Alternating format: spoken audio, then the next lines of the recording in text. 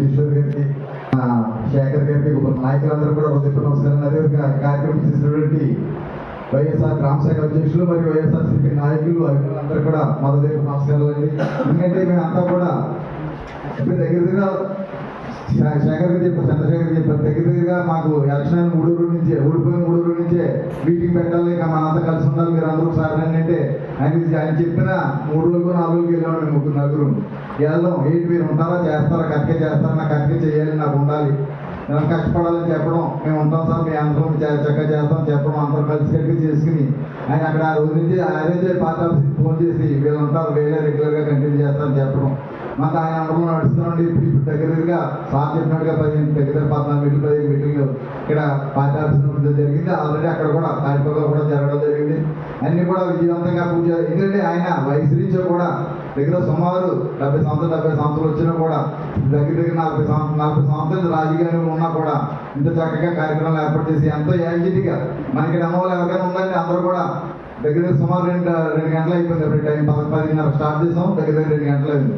అయినా కూడా అంత ఓపికగా ఆయన మాట్లాడే మాటలు మనకు స్ఫూర్తి నిజంగా చెప్పాలంటే. ఎందుకంటే ఆయన యాక్టివిటీ అంత యాక్టివ్గా ఈ వయసులో అంత యాక్టివ్గా చేస్తారంటే ఏంటంటే మనలో కూడా నాయకులు తయారు చేయాలి, మనం కూడా అలా ఉండాలని చెప్పేసి అంత యాక్టివ్గా పనిచేయాలి, రాజకీయాల్లో చక్కగా ఉండాలని చెప్పేసి ఆయన స్ఫూర్తిగా తీసుకుని మనందరినీ కష్టపడి పనిచేయండి, మీరు రాజకీయంగా ఎదగండి అని చెప్తున్నారు. అని చెప్పి విషయాలు కూడా ఆయన అంత కష్టపడ్డారు కాబట్టి ఈరోజు దగ్గరగా 6 సార్లు 7 సార్లు ఎమ్మెల్యేగా చేశారు, మినిస్టర్గా చేశారు, ఇంత చక్కగా యాక్టివ్గా పనిచేస్తున్నారు. ఆయన అందరూ స్ఫూర్తిగా తీసుకున్నామండి.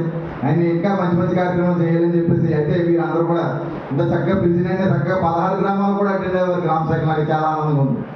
ఇదే స్ఫూర్తిగా తీసుకుని మీరు నెక్స్ట్ ఏ కార్యక్రమం చెప్పినా పిలిచినా చక్కగా రావాలని చెప్పేసి మీరు అందరూ కూడా ఇంకా యాక్టివ్గా పనిచేయాలని చెప్పేసి 2029 ఎలక్షన్లో మనం ఇంకా యాక్టివ్గా చేసి క్యాండిడేట్ ఎవరైనా సరే ఆయన ముందే చెప్పారు, నేను ఉండొచ్చు, నేను ఉండకపోవచ్చు, ఏదైనా ఛానల్ అవ్వచ్చు, అయినా కూడా మీరు అందరూ యాక్టివ్గా పనిచేయండి.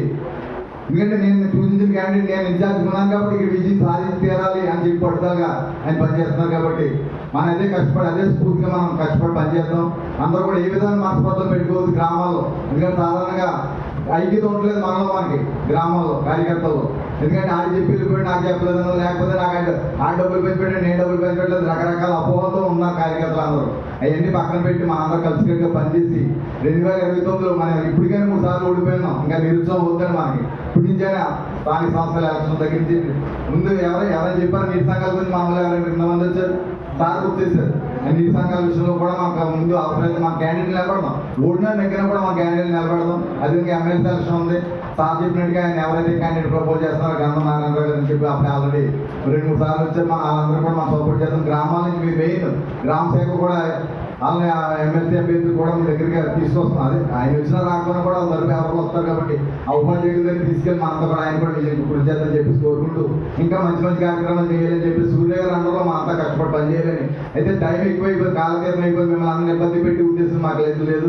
ఇంతవరకు ఇంత కష్టపడి మీరు అందరూ ఓపికగా ఉండి మా కార్యక్రమం ఇంత విజయవంతంగా పూర్తి చేసిన అందరికీ ప్రతి ఒక్కరికి పేరున గ్రామ శాఖ అధ్యక్షులు అవ్వనండి, వైఎస్ఆర్సీపీ సీనియర్ నాయకులు, కార్యకర్తలు అవ్వనండి, మన సీనియర్ నాయకులు పార్టీ గారు కూడా ఈ కార్యక్రమం యాక్టివ్గా ముందుకు నడిపిస్తున్న సార్ దగ్గరుండి అన్ని కార్యక్రమాలు చక్కగా విజయవంతంగా పూర్తి చేస్తున్నారు. అదేవిధంగా చంద్రశేఖర్ గారు పిలిచిన కూడా ఆయన కూడా చక్కగా రావడం, గ్రామ శాఖ మండల శాఖ నలుగురు కూడా చక్కగా యాక్టివ్గా ఉన్నారు. కాబట్టి అందరూ కూడా మా వాళ్ళు ఏమైనా లోటుపాటు ఉంటే మీరు చెప్పండి, మేము సర్దిద్దుకుంటాం, ఇంకా మంచి కార్యక్రమం చేద్దాం. అయితే 2029 ఎలక్షన్గా మన దీటుగా తీసుకుని ఇప్పుడే కష్టపడి పనిచేయచ్చు మనస్ఫూర్తిగా కోరుకుంటూ ఇంత కోఆపరేషన్ నుంచి నన్ను ఇంత చక్కగా విజయవంతం చేసిన ప్రతి ఒక్కరికి పేరున ప్రత్యేకమైన ధన్యవాదాలు తెలియజేస్తూ ఈ కార్యక్రమంతో ముగిస్తున్నాం.